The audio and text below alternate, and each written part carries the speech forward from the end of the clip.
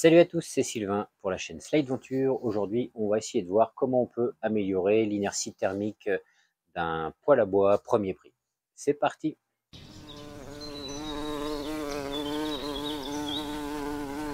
Alors si comme moi vous êtes propriétaire d'un poêle à bois qui n'a pas de très grande inertie thermique, aujourd'hui on trouve sur le marché donc des poêles à bois dits acier et des poêles à bois fonte, voire éventuellement un mix des deux.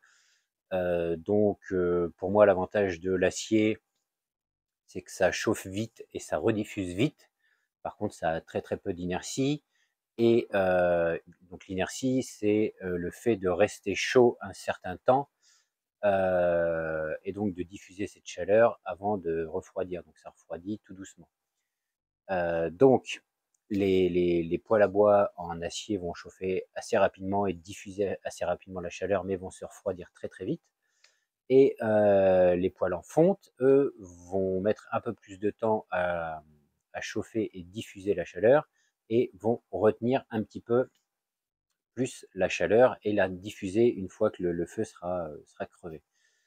Malgré tout, et en fonction des poêles, même la fonte, moi j'ai un poêle à bois en fonte, donc vous avez peut-être vu la vidéo, c'est un Invicta Alma, donc je vous mettrai le lien de la vidéo là. C'est un poêle en fonte, cependant c'est un poêle premier prix qui refroidit très vite malgré tout, et donc j'ai voulu essayer de optimiser ça de différentes façons. Donc il y a déjà un truc qui est en place mais que vous ne verrez pas, on va parler d'autres choses aujourd'hui, et je voulais quand même améliorer l'inertie thermique de ce poêle. À savoir aussi, bien sûr, il existe dans le commerce des poêles qui sont dotés de panneaux réfractaires à l'intérieur, qui permet d'origine d'avoir une inertie thermique bien plus importante que quand il n'y en a pas. Et donc ça se vend également tout près. Mais là, dans le cas de ce poêle-ci, et dans nombreux poêles en général pas trop chers, il n'y a pas de ça. Et par contre, on peut éventuellement en rajouter, et c'est ce que je vais faire. Et ça se vend dans le commerce. Donc j'ai acheté, hop, des panneaux comme ça. Donc ça, c'est quoi?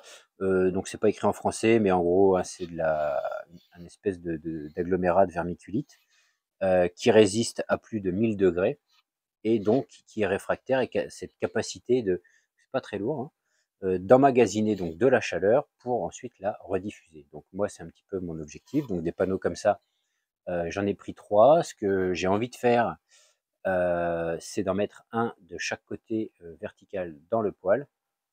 Et le troisième, je vais le couper en deux pour en mettre dans le fond, mais toujours pour ne pas obstruer les passages d'air. Étant donné qu'il y a des passages d'air sur l'arrière, je ne peux pas en mettre un sur l'arrière. Et dessous, bien sûr, il y a l'arrivée d'air primaire.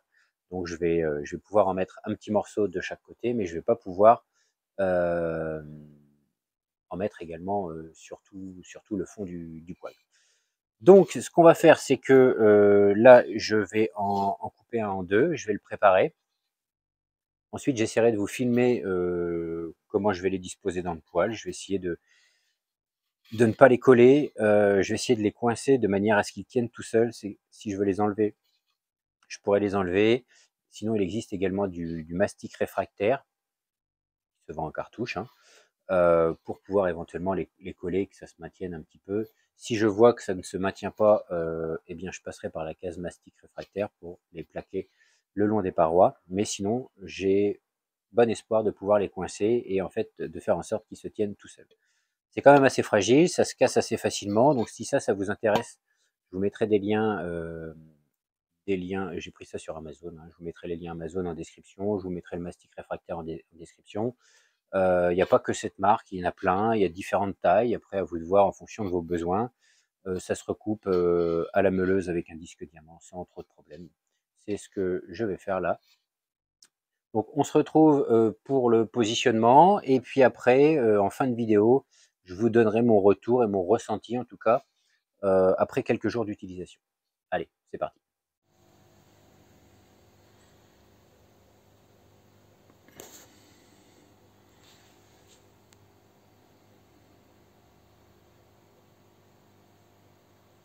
Donc on se retrouve après ce bref passage pour l'installation. Donc je pouvais pas trop parler, c'était tôt le matin, donc ça dormait encore dans la maison. Donc je t'ai juste montré, mais en fait c'était très simple. Tu vois, les panneaux ont été plaqués simplement sur les côtés, coincés, des morceaux dessous. Et donc là, on est quelques jours après.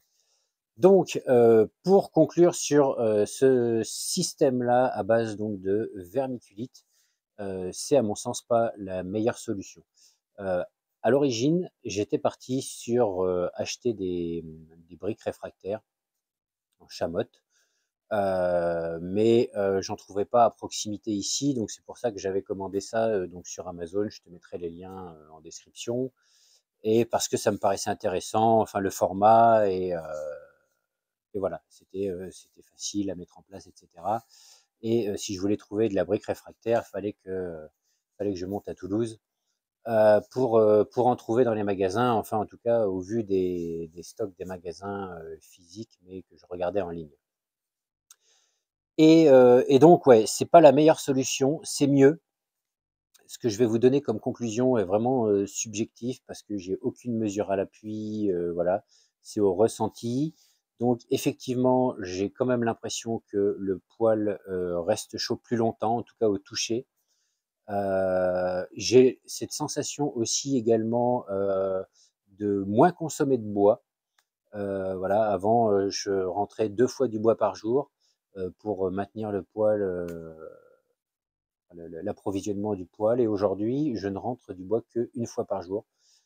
Alors peut-être que vous saurez m'expliquer la corrélation entre comment dire, la diminution de cette consommation de bois. Moi, je me l'explique pas. Bon, c'est comme ça. À la limite, tant mieux parce que j'arrive à maintenir la température dans la maison comme avant en consommant quasiment moitié moins de bois. Donc, je suis moi-même étonné.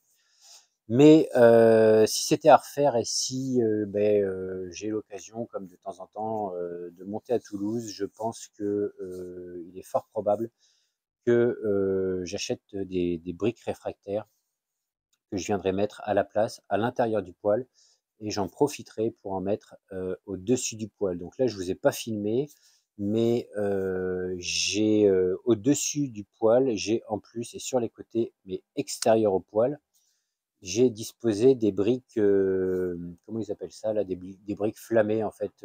C'est pas vendu pour de la brique réfractaire, c'est plutôt de la brique de récupération, de récupération, de décoration. Ça fait la taille des briques réfractaires et ça résiste quand même vachement à la chaleur. Et mine de rien, malgré que ce soit donc à l'extérieur du poêle, donc encore une fois dessus et sur les côtés, mais à l'extérieur, eh bien, ça m'emmagasine de la chaleur. Ces briques-là montent jusqu'à peu près 100 degrés, mine de rien, emmagasine cette chaleur, et puis ben, quand le soir et qu'on est couché et que le feu finit par s'éteindre, eh bien j'ai encore cette chaleur et je m'aperçois le matin, malgré les nuits en ce moment où il gèle, que j'ai 2, parfois 3 degrés de plus dans la pièce qu'avant. Donc voilà, après plusieurs heures sans chauffage. Donc voilà, encore une fois, donc la conclusion, ces systèmes-là, c'est bien, mais c'est pas le top, la vermiculite. J'aimerais trouver des panneaux comme ça en chamotte, en vraie brique réfractaire. Si vous avez des liens, des endroits où en trouver, ben, n'hésitez pas, pareil, à me laisser des commentaires. Sinon, comme je dis, je pense que j'achèterai de la vraie brique réfractaire. Ça me prendra un peu plus de poil, un peu plus de place à l'intérieur du poêle, mais je pense que le résultat sera meilleur. Si vous avez fait des expériences avec de la vermiculite, encore une fois, n'hésitez pas à la partager. Voilà, ça pourrait être bénéfique pour moi, pour les gens qui liront. Voilà, sur ce, je vous laisse, je vous dis à la prochaine. Salut!